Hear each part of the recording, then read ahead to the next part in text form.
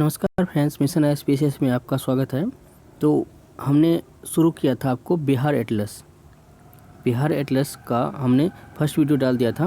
तो उसमें हमने बहुत सारे कवर कर लिए थे। तो आज से हम शुरुआत करने वाले हैं बिहार एटलस में बिहार के उद्योग से शुरुआत करने वाले। इससे पहले हमने कवर कर लिया था। तो आइए आज देखते हैं बिहार उद्योग के बारे में। तो उद्योग के बारे में देखें यहाँ पे। तो यहाँ पे शुरुआत करते हैं। तो कागज़ का उद्योग कहाँ मिल जाएगा आपको? दरभंगा और समस्तीपुर में कागज़ का उद्योग मिलेगा। उसके बाद थर्मल पावर स्टेशन केंद्रीय और उर्वरक उद्योग आपको कहाँ मिलेगा? ये मिलेगा बरौनी में। आप सभी को पता ही है, थर्मल पावर स्टेशन और उर्वरक उद्योग आपको बरौनी में है। उसके बाद कटिहार में आपको क्या मिलेगा? जूट उद्योग कटिहार में, यहाँ पे देख सकते हैं। उसके बाद मुंगेर में क्या मिलता है? बंदूक कारखाना और सिगरेट कारखाना। भागलपुर में रेशम उद्योग। आगे है सिंदूर उद्योग, यहाँ पे देख लीजिए। सिंदूर उद्योग है लखीसराय में। और आगे है Bharat wagon engineering company limited केंद्रीय तथा चमड़ा जूता उद्योग है आपको मोकामा में। और आगे है पटाखा उद्योग और Bihar state scooters limited Fatuha में है। और डेयरी उद्योग भी यहाँ पे पटना के समीप है। ठीक है। आगे है सूती वस्त्र उद्योग गया में मिल जाएगा। और खनन उद्योग है औरंगाबाद में। और सीमेंट उद्योग रोहतास में है। तो ये ध्यान से रखिएगा। और एक और है प्लाईवुड कारखाना, तो ये होगा आपको वैशाली में, हाजीपुर में। ठीक है। अब आगे देखते हैं बिहार में पर्यटन स्थल के बारे में जानकारी लेते हैं।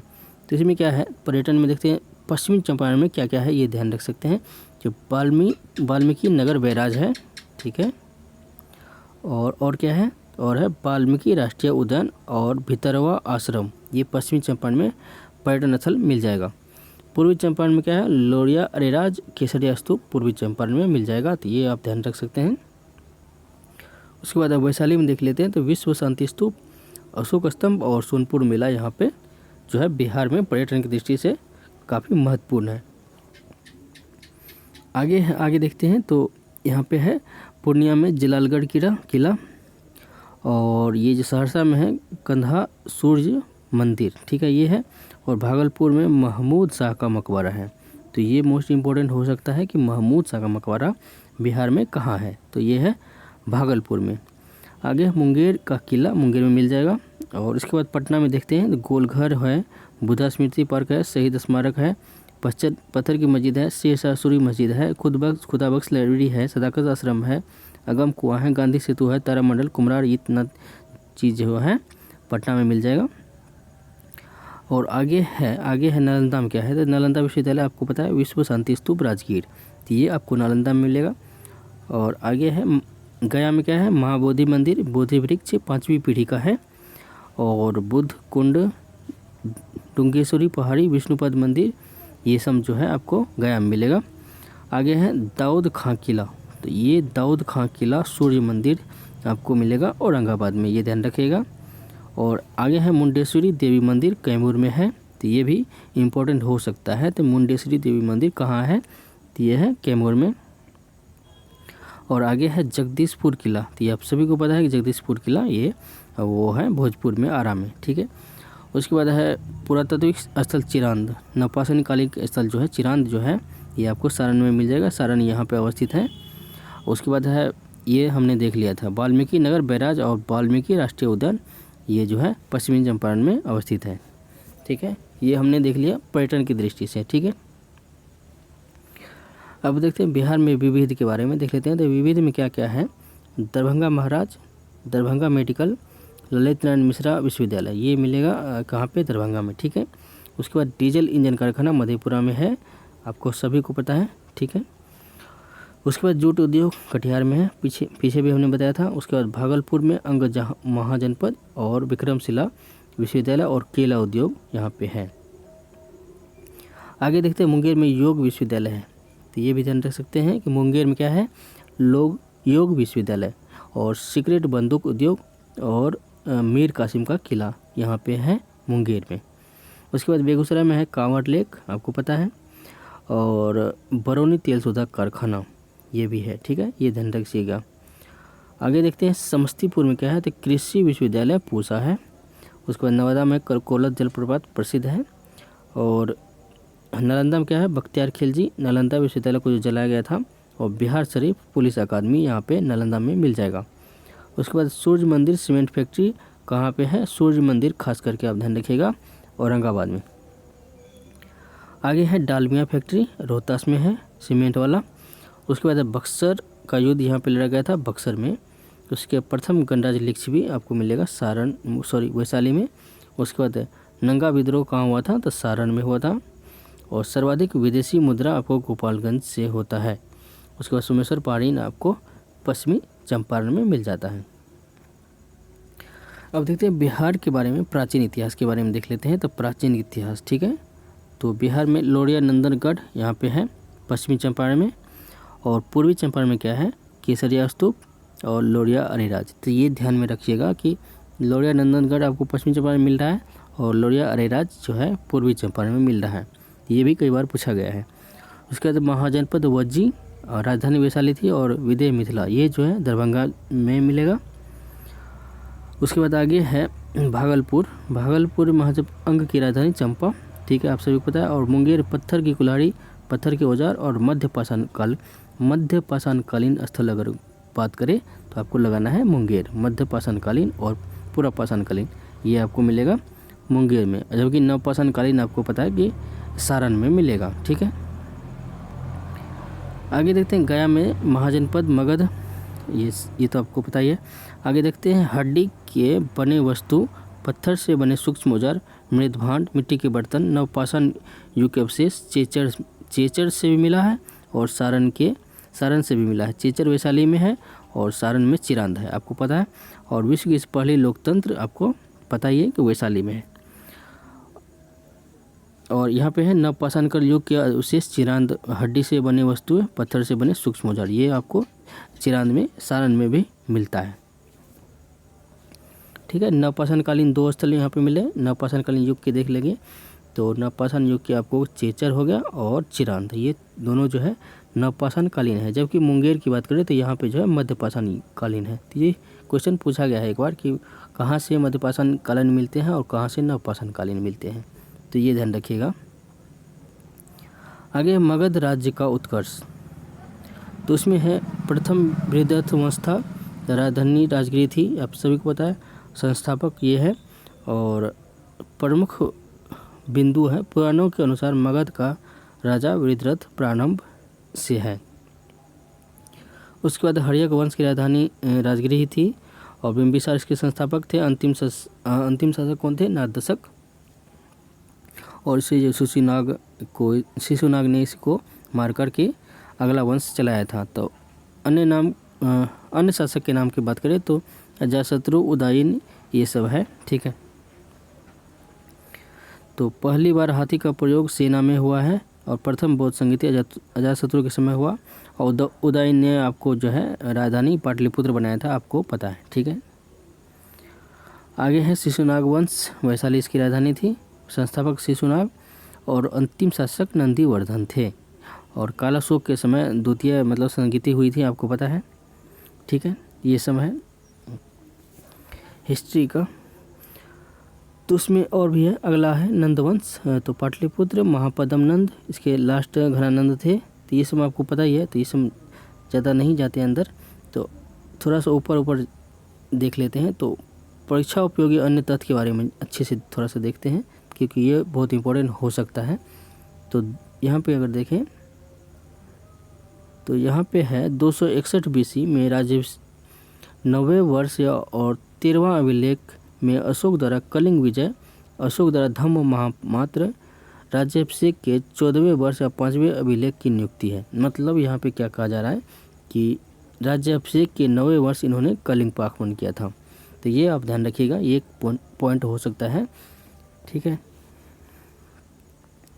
आगे है कुमार गुप्त द्वारा नालंदा विश्वविद्यालय की स्थापना किया गया था, ये पता ही है। और राज्य कवि हरिसेन समुद्रगुप्त के दरबारी कवि था, ये तो पता ही है। और चंद्रगुप्त द्वितीय के दरबार में 9 रत्न रहते थे, तो ये सब तो सामान्य जानकारी है, ठीक है।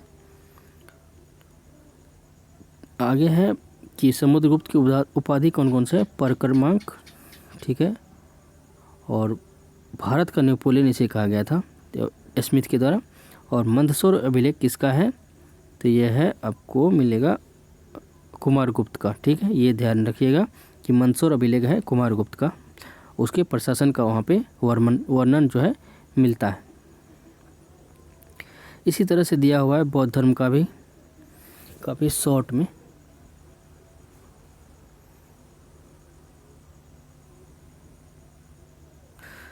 तो आइए बौद्ध धर्म के बारे में थोड़ा थोड़ा शॉर्ट में हम जानकारी लेते हैं। हालांकि इसमें ज़्यादातर आपको पता ही है।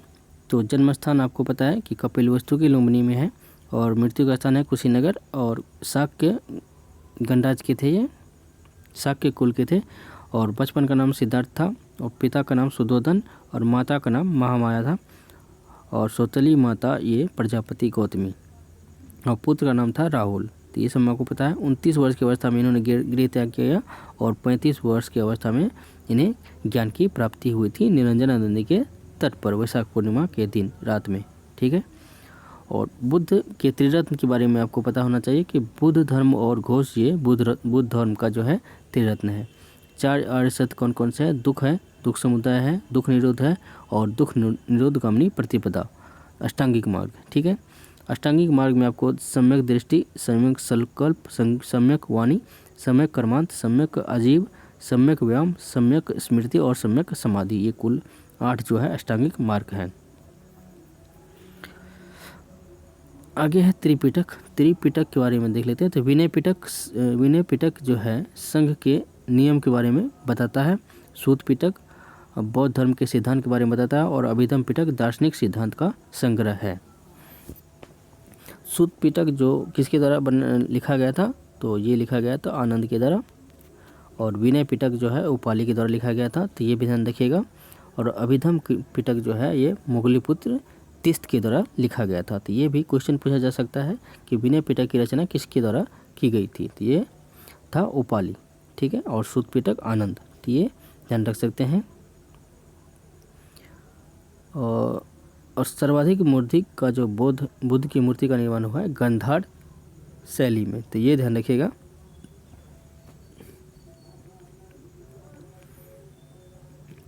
आगे देखते हैं बौद्ध धर्म की संगीति।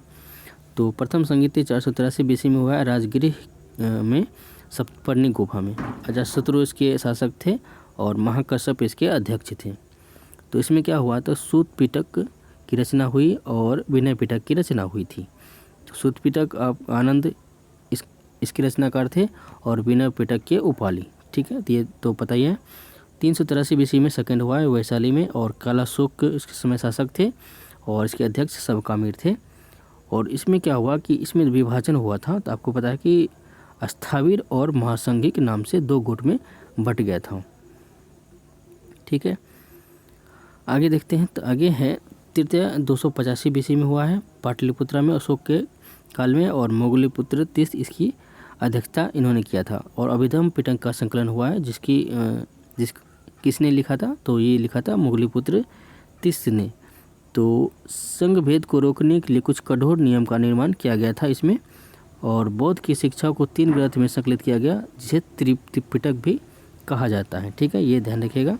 और चतुर्थ हुआ है प्रथम सदी में कुंडलवन कश्मीर में, और कनिष्क के शासनकाल में, और वासुमित्र इसके अध्यक्ष थे, जबकि उपाध्यक्ष थे अश्वघोष। ठीक है, तो विभाषा शास्त्र की रचना हुई है। तो ये एक मोस्ट इम्पोर्टेंट क्वेश्चन बन सकता है कि विभाषा शास्त्र की रचना कब हुई है? तो ये चतुर्थ बौद्ध संगीति में हुई है। और बौद्ध धर्म हीनयान और महायान की में जो है पूर्ण रूप से विभाजित हो गया। आपको पता है कि हीनयान मूल रूप को मानता है, कट्टरवादी है, जबकि महायान जो है उसमें चेंज करना चाहता है, कुछ नए ट्रेंड के हिसाब से चेंज होना चाहता है। आगे देखते हैं जैन धर्म के बारे में थोड़ा सा देख लेते हैं।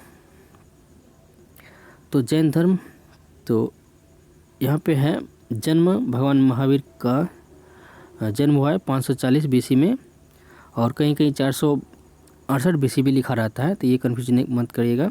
उसके बाद जन्म स्थान है कुंडग्राम वैशाली, और यात्रक कुल के थे। और मृत्यु का स्थान हुआ है पावापुरी, और इसके पिता का नाम सिद्धार्थ था, जबकि बुद्ध के बचपन का नाम था सिद्धार्थ। तो ये थोड़ा सा अंतर ध्यान रख सकते हैं। और माता का नाम त्रिशला, लिच्छवी की राजकुमारी चेटक की बहन थी। ये पत्नी का नाम यशोदा था, और पुत्री का नाम प्रियदर्शनी, और दामाद का नाम जमाली। उसके बाद है उन्होंने 29 वर्ष में जो है गृह त्याग किया था, जबकि ये 30 वर्ष में गृह त्याग करते हैं अपने बड़े भाई की आज्ञा लेकर, और 42 वर्ष में केवल इसे प्राप्त होता है, यानी कि सर्वोच्च ज्ञान। तो ऋजिपालिका नदी के किनारे साल वृक्ष के नीचे महावीर केवलिन जिन विजेता अरहंत और निर्ग्रंथ बंध रहित कहलाए, जब इन्होंने ज्ञान प्राप्त किया था तब। ठीक है, आगे देखते हैं पंच महाव्रत के बारे में जानकारी लेते हैं। तो पंच महाव्रत क्या है? तो हिंसा न करना, सदा सत्य बोलना, चोरी न करना, संपत्ति न रखना और ब्रह्मचर्य का पालन करना, ये है बौद्ध जैन धर्म का पंच महाव्रत। और त्रिरत्न क्या है? सम्यक दृष्टि, सम्यक ज्ञान और संयमित चरित्र, ये बौद्ध धर्म का त्रिरत्न है। आगे है प्रथम उपदेशक आर्य सुधर्मा को, और अनुयायी चमृत मौर्य थे इसके अनुयायी, और खजुराहो मंदिर चंदेल द्वारा निर्मित है।